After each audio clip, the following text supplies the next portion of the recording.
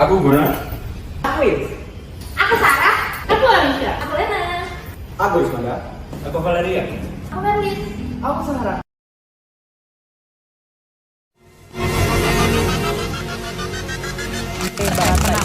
Sejumlah kasus korupsi di Indonesia yang menjadi hampir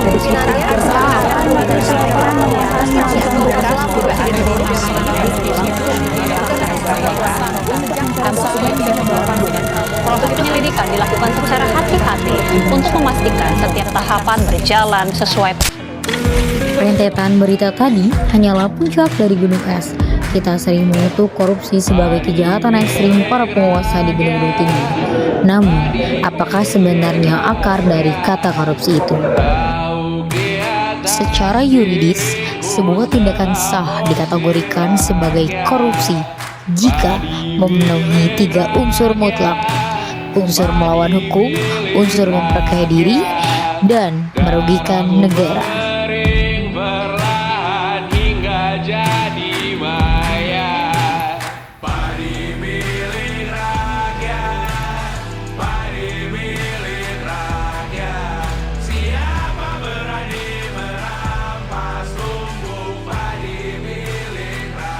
Jika kriteria utama adalah penyalahgunaan wewenang dan runtuhnya integritas, maka sadar atau tidak, bibit-bibit korupsi skala kecil atau petty corruption telah lama menyusup dan tumbuh subur di dalam ruang-ruang kelas kita, mengikis moral sebelum kita sempat memegang jabatan.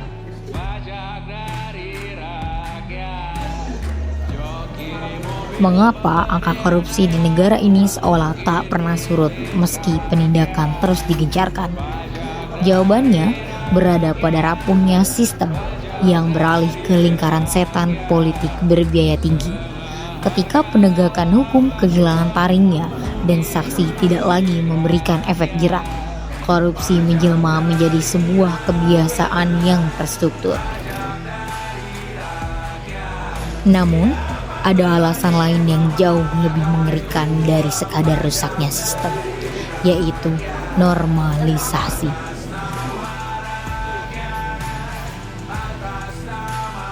Kita terbiasa memaki koruptor di layar kaca.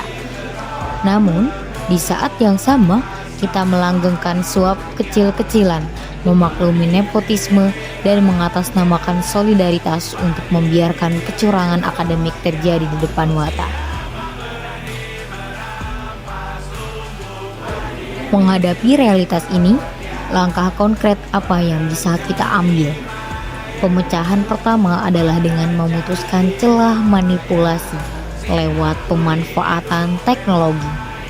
Integrasi kecerdasan buatan atau AI dan sistem blockchain dapat diposisikan sebagai pilar transparansi anggaran, menutup ruang-ruang gelap birokrasi yang selama ini rawan kong kali kong.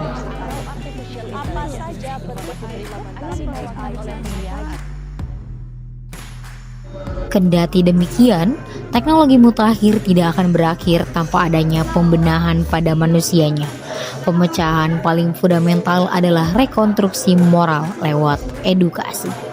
Memutus rantai korupsi di Indonesia harus dimulai dari hal terkecil: berani jujur dalam ranah akademis, tegas menolak plagiasi, dan teguh menjaga integritas meski tanpa pengawasan.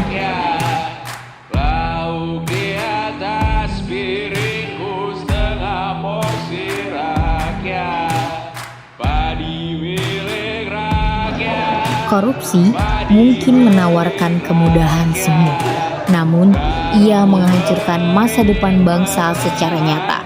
Ingatlah pesan bermakna ini: kecerdasan tanpa integritas adalah bencana. Mari gunakan keahlian digital kita untuk membangun fondasi Indonesia yang bersih. Kami berkomitmen, gerakan anti korupsi dimulai dari alma mater kami.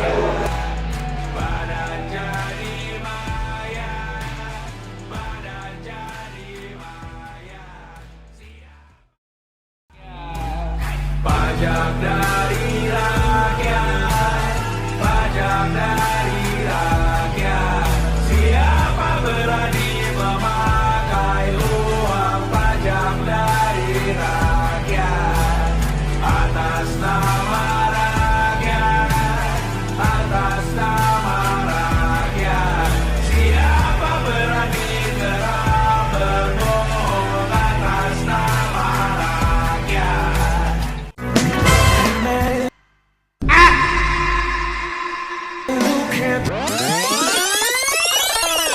Tindakan yang pertama adalah nyontek di dalam kelas. Nyontek di dalam kelas itu adalah bentuk kecil dari korupsi dalam bentuk akademik. Karena ya yang dibikin jadi contekan sia-sia dong belajarnya. Terus juga yang nggak belajar enak kali dia dapat nilai bagus. Kemudian yang kedua adalah titip absen. Nah, ini tindakan yang biasanya kerap dilakukan sama kita kalau kita lagi males masuk kelas. Jadi titip absen itu ya sama saja dengan korupsi karena dia memanipulasi data kehadiran supaya seolah-olah kita bisa hadir di dalam kelas itu padahal aslinya kita enggak. Dan juga sebenarnya ini rugikan orang lain karena orang lain yang kita suruh dalam titip absen pasti juga akan terlibat dalam tindakan ini. Jadi mereka seolah-olah mengisi kehadiran kita seolah kita hadir kayak gitu.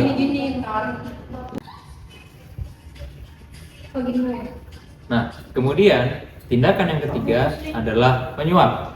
Menyuap ini termasuk salah satu bentuk korupsi yang paling tinggi derajatnya. Salah satu yang paling tinggi derajatnya karena menyalahgunakan kekuasaan untuk hal-hal yang tidak seharusnya kita lakukan.